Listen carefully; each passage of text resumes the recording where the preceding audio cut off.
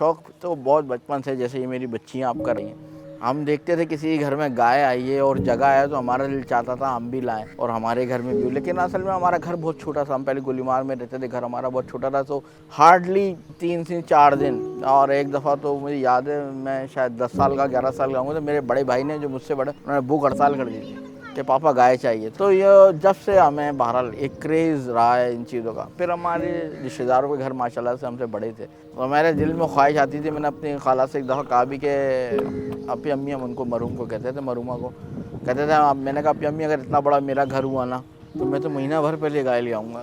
तो कहती थी चंदा तुझे शौक़ बहुत है। मैंने कहा मुझे बहुत शौक़ है। तो आज परवरदिगार ने घर बढ़ा दिया, वसाइल दिए, तो ये शौक़ हमारे बचपन से था। आज इस एज पे आने के बाद हम उस जगह खड़े हैं कि हम उस तरीके से कर पा रहे हैं। शेरू आपके लिए क्या है? ये जुमले बता। वर्ल्ड है, पूरी दुनिया है शेरू मेरे लिए।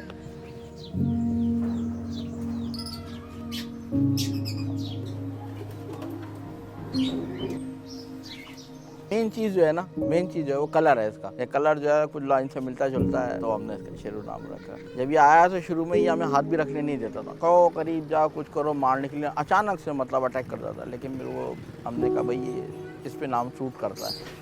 शुरू में तो हम 4-5 फीट दूर खड़े भी हैं ना तो ये हम पे हमला करने आता था। फिर हमने ये दरवाज़ा जो है अपना फेंस का वो बंद कर दिया कि भाई ये हमारी बच्चियाँ हैं, क्योंकि अंदर हमने चूज़े भी पाले हुए हैं, मुर्गियाँ, तो ये इसको चूज़ा बहुत शौक़ है इसका। तो मैंने कहा भाई ऐसा ना हो ये चली जाए और ये अटैक कर दे। लात भी मारी इसने, आज तक मुझे किसी जानवर ने लात नहीं मारी। इसने 2 दफ़ा हिट किया मुझे, एक दफ़ा बिल्कुल मेरे यहाँ पे हिट किया, फिर एक दफ़ा थाइस पे हिट किया। और जो पीछे तो इसके हाथ भी नहीं लगा सकते थे टांगों पे। मतलब अगर हमने नहलाया भी शुरू के 8-10 दिन तो हमने बस थाइस पे इतनी दूर से बस यूँ किया है कि ये तो फ्रंट पे भी लात मारता है और पीछे भी लात मारता है।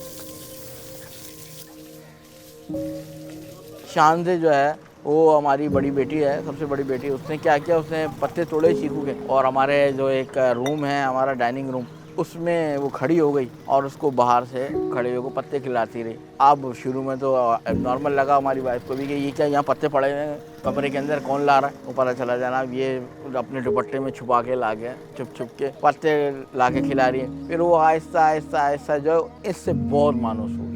मतलब इवन ये हुआ कि रस्सी भी खुलवानी हुई। अगर ये हमने कहा भाई शानदार ज़रा रस्सी जाना है, इसकी रस्सी खोलो, तो वो इसकी तरफ सर भी नहीं बढ़ाता। मानूस अब इतना हो गया है कि हाँ इसे पता है कि ये मेरा घर है। परसों की वीडियो है, कल रात की। ये अपने बिल्कुल बगल में उसका सर रख के बैठी हुई है और जैसे मैंने अभी नहलाते हुए इसके खुर साफ़ कर दिया है। मैं शायद आज से 1 हफ़्ता पहले या 10 दिन पहले मैं तसव्वुर भी नहीं कर सकता था कि मैं ये कर सकता हूँ इसके साथ।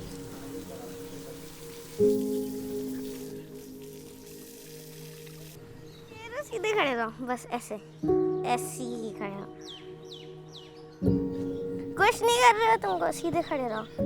ये रो रही थी कल बैठी हुई। असल में एक ऐसा इवेंट होता है साल भर का कि इसको अगले साल जानवर आने तक याद रखा जाता है। अब यार ये करता था और ये आया था तो कैसा था, अरे यार ये तो बिल्कुल ही दुबला पतला था। अब हम कोई फार्मर तो है नहीं, एक शौक़ है, एक लगन कि यार ये आया तो अल्लाह की राह में ज़िबा होने के लिए आया है। तो ख्वाहिश होती है कि अच्छे से अच्छा खिलाएं, अच्छे से अच्छा पहनाएं और अच्छी से अच्छी सेहत ले ये।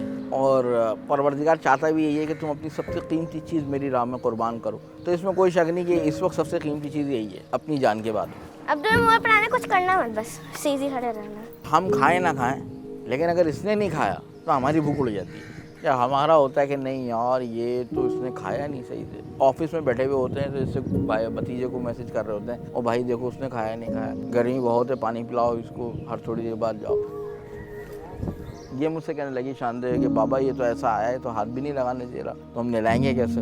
लेकिन अब जाके ये हुआ है कि ये आपके सामने है कि ये दुम तक रगड़वाते साफ करना इम्पॉसिबल। ये मेरा, हम जो भी काम करते हैं ना, आप यकीन माने इंतहाई लगन, इंतहाई खुशी के साथ, क्योंकि सबसे बड़ी चीज़ जो मैंने आपको फिर कहा कि ये है कि ये अल्लाह के लिए आया है। और ये जाकर कम अज़ कम हमारे लिए इतना कहते हैं कि नहीं जी इन्होंने मेरा ख्याल बहुत अच्छे तरीके से रखा, तकलीफ में दी और हमारे लिए शफात का बाइस बने इसकी कुर्बानी।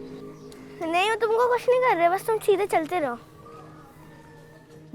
भैया बात यह है, ज़िबा करना ना दुनिया का सबसे मुश्किल तरीन काम है। और आप यकीन माने मैं इस एज पे आ गया, मैंने कभी अपने घर का जानवर पे छुरी चलते हुए नहीं देखी। बहुत सख्त। मैंने आपको बताया ना कि देख ही नहीं सकते। जो चीज़ हाथों से पाली हुई हो, खिलाया हो पिलाया हो, वो बहुत टफ होता है। मतलब उसके लिए अल्फाज ही नहीं है कैफियत को बयान कर। लेकिन इस साल ऐसा है कि आपको लग रहा है कि इंशाल्लाह अल्लाह ने मेरी मदद की तो मैं छुरी भी नहीं चलाऊँगा। मज़े की बात यह है कि परवरदिगार सुकून भी ऐसा दे देता है कि बाद में होता है कि यार उसी के लिए आया है, हमारा तो था नहीं, लाए उसी के नाम पर है कि उसी के आगे ज़िबा होगा। लेकिन बहरहाल बहुत मुश्किल है काम। ये बड़ा छोटा सा लफ्ज़ है रौनक, यानी कि एक कहना चाहिए कि नॉन स्टॉप एंटरटेनमेंट है। हम बाहर बैठते हैं, अभी जैसे मैं बात कर अगर ऑफिस से मैं आया हूँ, मैं थका हुआ नहीं हूँ, तो हमने बाकायदा एक अंगीठी रखी हुई है। कोयलों पे हम चाय बनाते हैं, हम भतीजे बैठते हैं, बच्चियाँ बैठती हैं, हम सब कोयलों पे चाय बनाते हैं, उसकी चाय पीते हैं वहीं पर ही बैठ के। जानवर बंधा हुआ है। उस खुशी को और उस माहौल को लफ्ज़ों में बयान नहीं कर सकते। ये हमारा बड़े भाई हैं, वो बाहर आके बैठ जाते हैं, ये बच्चे बाहर आके बैठ जाएंगे, घर की औरतें आके बैठ जाएंगी। एक फुल नॉन स्टॉप इंटरटेनमेंट है, एंजॉयमेंट है हमारी। अब हमारा भी दिल चाहता है कि ये के वक्त दूर हो जाए अभी ना आए, बकरीद अभी ना आए, बढ़ जाए यार। ये जो है ना एक रूटीन हमारा। लेकिन बहरहाल ये आया है, इसीलिए इंशाल्लाह अल्लाह ने चाहा तो नेक्स्ट अल्लाह ताला हमें तौफीक देगा तो हम फिर इंशाल्लाह से कंटिन्यू करेंगे।